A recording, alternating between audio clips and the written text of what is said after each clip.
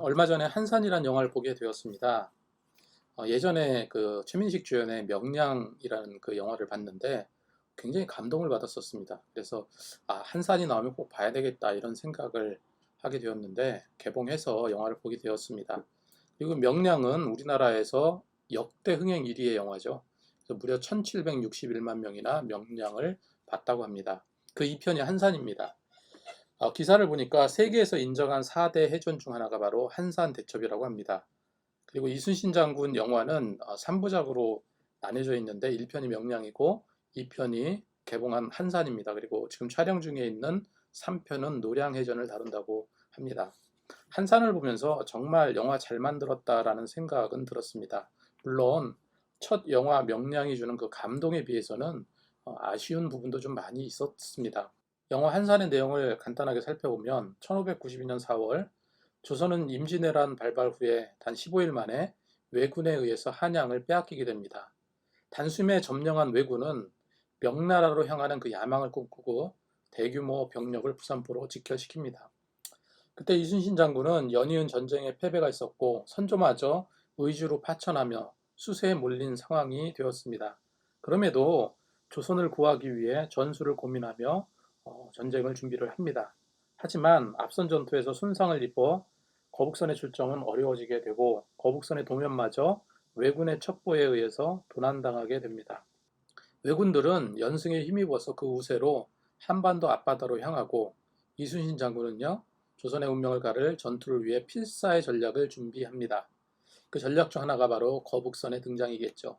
영화 중에서 거북선이 등장하는 그 순간은 정말 감격스러웠습니다. 영화 한산은 전 세계에서 무려 99개국에서 선판매되었다고 합니다. 이는 사극으로는 엄청난 사건이라고 말을 합니다.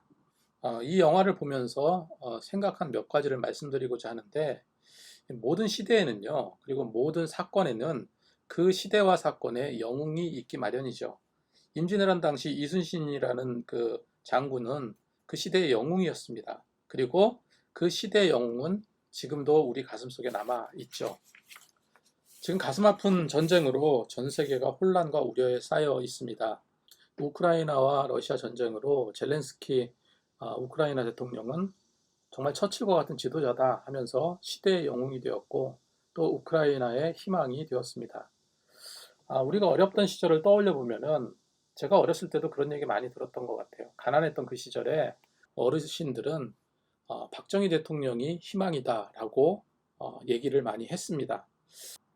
여러분 IMF 시절 기억하시죠? 외환 보유고가 바닥나고 정말로 잘 나가던 기업들이 줄도산 당하게 됩니다. 경제가 바닥을 쳤던 그 당시 정말로 기억이 생생합니다. 저는 그때 시대의 영웅은 우리나라 국민이라고 생각해요. 물론 대통령도 많은 위정자들도 큰일을 했다고 생각을 하지만 국민들은 굉장히 큰 감동을 줬죠. 나라가 어려워지고 힘들어지니까 막 결혼 반지까지도 팔고 금가락지 모아서 국난을 극복하려 했던 그 기억이 생생합니다.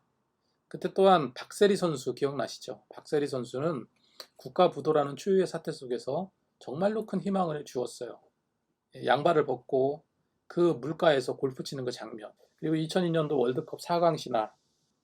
지금은 손흥민이 이 어려운 시대에 큰 위로를 해주지 않나 이런 생각도 해보게 됩니다. 지금 이 시대의 진정한 영웅은 누구이며 진정한 희망은 무엇일까? 최근에 우연치 않게 유튜브로 한 영화를 보게 되었습니다. 유튜브가 있어서 좋은 점은 옛날 오래된 영화들을 감상할 수 있는 게 굉장히 좋더라고요.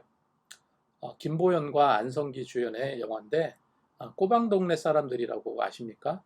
꼬방동네 사람들이란 영화인데요. 저는 그 내용을 설명하려는 것이 아니라 가난하고 어렵고 힘든 시절, 힘든 가난한 자들이 모여서 사는 그 달동네, 판자촌의 가난한 동네가 배경으로 나오는데 그곳에 한 목사가 나옵니다. 그 목사님은 폐지 고물을 줍고 어려운 이들과 함께 어우러져서 예배도 드리고 복음도 전하면서 그렇게 살아가는 모습이 나옵니다.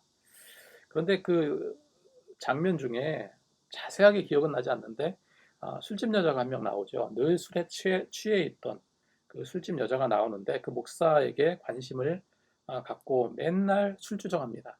맨날 다가가서 술주정하고 하는데 호통을 치면서 정말로 참다운 삶을 살라고 이야기를 합니다. 나중에 그녀도 함께 이렇게 예배드리는 장면이 나오는데 가난한 자, 힘든 자, 이들에게는 예수님의 사랑이 필요했고 그 복음을 전하는 목회자는 그들에게 희망이 되었죠. 진정한 영웅은 이런 자가 아닐까 생각을 합니다. 이런 마음을 전하는 것이 희망을 심는 게 아닐까 생각해 보게 돼요. 해결사가 아니라 어떤 것을 해결해 줄 수 있는 능력이 있는 사람은 많지 않잖아요. 해결하려는 그 열정과 의지를 보여주는 자. 그래서 늘 함께 하면서 또 함께 하는 사람의 마음을 얻는 자. 그가 곧 시대의 영웅이고 그가 곧 희망의 전파자가 아닐까 하는 생각을 하게 됩니다. 이 영화 한산에서 해전의 구원투수로 등장한 것은 하객진과 같은 전법이 아니라 다급한 상황에서 그게 중요하고 그게 맞겠지만 일본 왜군도 다 하는 그런 전법이 아니라 이 거북선이라는 대단한 것이 등장하고 그로 인해서 그 전쟁의 활기를 띄우게 되고 파괴력을 갖게 되는 것. 분명 이순신은 그리고 거북선은요 그 시대의 영웅이요 희망이었습니다. 지금 코로나가 계속해서 우리 삶을 힘들게 하고 있습니다. 지금 이 시대 진정한 영웅은 누구인가? 그리고 진정한 희망은 무엇인가? 이 대단한 것이 아닐지라도요.